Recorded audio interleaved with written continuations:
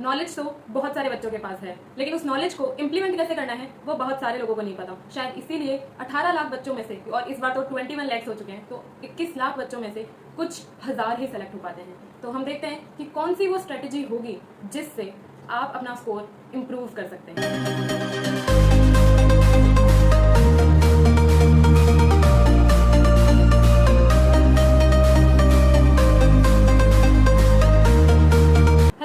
Welcome back to my channel come on your own. I am Manisha Rathore, third year MBBS student, AIIMS Kalyani. So यार, पिछले 2-3 सालों से जिस हिसाब से पेपर आ रहे हैं उस हिसाब से हम सिर्फ एक्यूरेसी पे काम नहीं कर सकते, हमें अपनी स्पीड भी बढ़ानी पड़ेगी, क्योंकि कोई ना कोई एक सेक्शन जरूर होता है पेपर में जो लेंदी आता है। जैसे कि अभी कुछ सालों से बायो का पेपर लेंदी आ रहा है। जो डिवीजन होंगे पेपर अटेम्प्ट करने के वो कुछ इस तरीके से होंगे कि हम सबसे पहले बायो उठाएंगे। अब आप बोलोगे कि नहीं, हमारी तो फिजिक्स ज़्यादा स्ट्रॉन्ग है, हमारी तो केमिस्ट्री ज़्यादा स्ट्रॉन्ग है, बट आप खुद सोचिए कि बायो 50% वेटेज कैरी करता है, 50% बहुत ज़्यादा स्कोर होता है। और आप खुद देखिए कि बायो या तो आपको सवाल आएगा या नहीं आएगा, ठीक है, दो ही चीज़ें हो सकती है, उसमें आपको बहुत ज़्यादा दिमाग नहीं लगाना। और वैसे ही एग्जाम सेंटर पे जाके ऑलरेडी आप थोड़ा स्ट्रेस फील करेंगे, चाहे आपकी कितनी ही प्रिपरेशन हो। हर बच्चा बहुत ज़्यादा डर जाता है एग्जाम सेंटर पे, तो हमें ईजी क्वेश्चन से स्टार्ट करना चाहिए ताकि हमारा कॉन्फिडेंस बिल्डअप हो। और आप खुद सोचो कि अगर आपने 45 मिनट्स में पूरी बायो कंप्लीट करी है तो 45 मिनट्स में आपने आधा पेपर सॉल्व कर लिया है, जो आपके कॉन्फिडेंस को काफ़ी ऊपर ले जाएगा, आपके स्ट्रेस को काफ़ी नीचे ले आएगा। बायो करने के बाद हम केमिस्ट्री और फिजिक्स कर लेंगे, पहले केमिस्ट्री फिर उसके बाद में फिजिक्स, या वो आप पे डिपेंड करता है कि आप कैसे करते हैं। दोनों ही सब्जेक्ट्स को मैं 70 मिनट्स दूंगी। मतलब केमिस्ट्री आपकी थोड़ी जल्दी हो जाएगी क्योंकि आजकल न्यूमेरिकल्स इतने आ नहीं रहे हैं, एकदम फॉर्मुला बेस्ड क्वेश्चन आ रहे हैं फिजिकल केमिस्ट्री से। और ऑर्गेनिक और इनऑर्गेनिक जो है वो तो बहुत ही ज़्यादा ईजी आ रही है, तो आपके केमिस्ट्री के अंदर स्कोर करने के चांसेस उस वजह से बढ़ जाते हैं और आपकी स्पीड भी अच्छी हो जाती है। और अभी तो टाइम का भी दिक्कत नहीं है, क्योंकि पहले सिर्फ 3 घंटे का पेपर हुआ करता था, लेकिन अभी टाइम भी बढ़ा के 3 घंटे और 20 मिनट्स कर दिया है, तो वो काफ़ी ही अच्छा एक फैक्टर है मेरे हिसाब से, ताकि हम क्वेश्चन को वापस रिव्यू कर पाएं।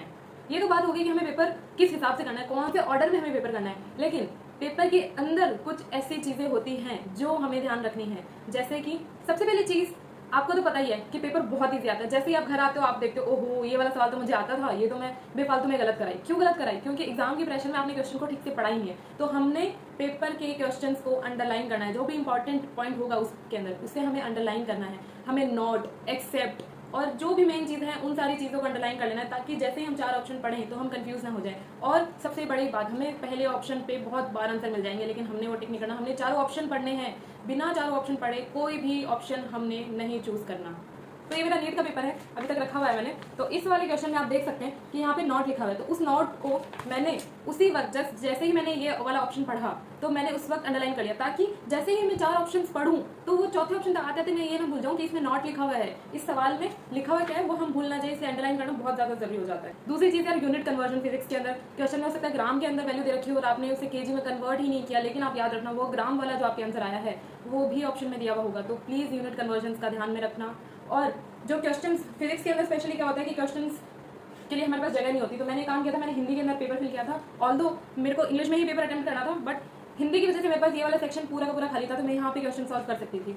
तो मेरे को बार बार अपने कैलकुलेशन करने के लिए लास्ट वाले पेज पे नहीं जाना पड़ा था। तो ये एक चीज़ आप कर सकते हैं।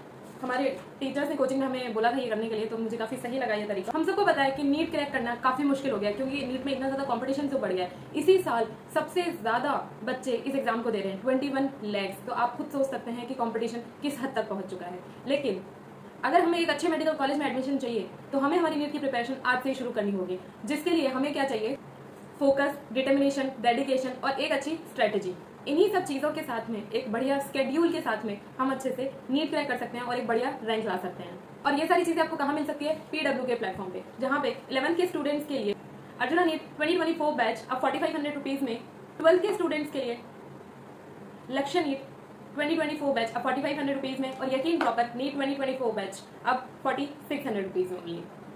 और हाँ, अगर आपको अपने डाउट सॉल्व करने में कुछ दिक्कत आती है, आपसे अपने डाउट्स नहीं सॉल्व हो पा रहे हैं, आपके पास एक अच्छा रिसोर्स नहीं है डाउट सॉल्व करने के लिए, तो आप ले सकते हैं सारथी की मदद।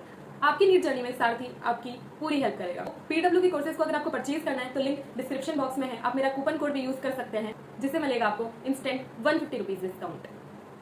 अराउंड 3 घंटा 20 मिनट में से 3 घंटे के अंदर हमने अपना फर्स्ट राउंड कंप्लीट कर लेना है। और अगर आप सही तरीके से आराम से पेपर सॉल्व करेंगे तो आपका 3 घंटे से पहले ही हो जाएगा। तो उसके बाद में जो टाइम होगा वो हमें सेकंड राउंड के लिए रखना है और वो टफर क्वेश्चंस के लिए रखना है। ऐसे नहीं हम पहले ही राउंड में टफर क्वेश्चंस को भी सॉल्व करने की कोशिश करें, उससे कुछ नहीं होगा, आपका टाइम खराब होगा और आप और ज़्यादा स्ट्रेस में चले जाएंगे। तो टफर क्वेश्चंस को सेकंड राउंड के लिए गोला बना के छोड़ दें कि हाँ मैं सेकंड राउंड में ये चीज़ करूँगी। और बात करते हैं ओएमआर की, तो बहुत सारे लोग क्वेश्चन के साथ साथ में ओएमआर भरते हैं, बहुत सारे लोग बाद में भरते हैं। तो देखिए क्वेश्चन के साथ में आप भर सकते हैं, लेकिन आप खुद सोचिए कि आपने एक क्वेश्चन सॉल्व किया तो आपका दिमाग कहाँ था, उस क्वेश्चन पे था। फिर उसके बाद जब आपने ओएमआर भरी तो आपका ध्यान गया कि हाँ यार 37 का बी है, फिर 38 क्वेश्चन स्किप हो गया तो 39 का सी है। तो आपका दिमाग दो जगह डाइवर्ट हो रहा है। इससे अच्छा है कि आप पूरा एक बायो का सेक्शन कीजिए, फिर ओएमआर भरिए, फिर फिजिक्स का सेक्शन कीजिए, फिर ओएमआर भरिए। पूरी भी नहीं छोड़नी है मैं कि पूरा पेपर करने के बाद में मैं ओएमआर भरूंगी, नहीं, ऐसा भी नहीं करना है। लेकिन सब्जेक्ट वाइज आपको ओएमआर भरनी है, साथ के साथ में ओएमआर भरना मैं सजेस्ट नहीं करूंगी। और यार अभी भी अगर आपको बहुत ज़्यादा दिक्कत आ रही है क्वेश्चन सॉल्व करने में अपनी स्पीड को लेके, तो प्लीज़ अब बहुत ज़्यादा क्वेश्चन प्रैक्टिस पे ध्यान दीजिए, प्रीवियस ईयर्स क्वेश्चंस कीजिए, पुराने पेपर लगाइए और अब तो तीनों सब्जेक्ट के साथ में लगाइए। उससे आपकी स्पीड जरूर इंप्रूव हो जाएगी। आपको एक पैटर्न पता चल जाएगा कि यार इस पैटर्न में ही सवाल आ रहा है। तो यार नीट का पेपर बहुत ही ज़्यादा पास आ चुका है, तो आई होप आप अच्छे से मेहनत कर रहे हैं और आप एक अच्छी रैंक ज़रूर लेके आएंगे।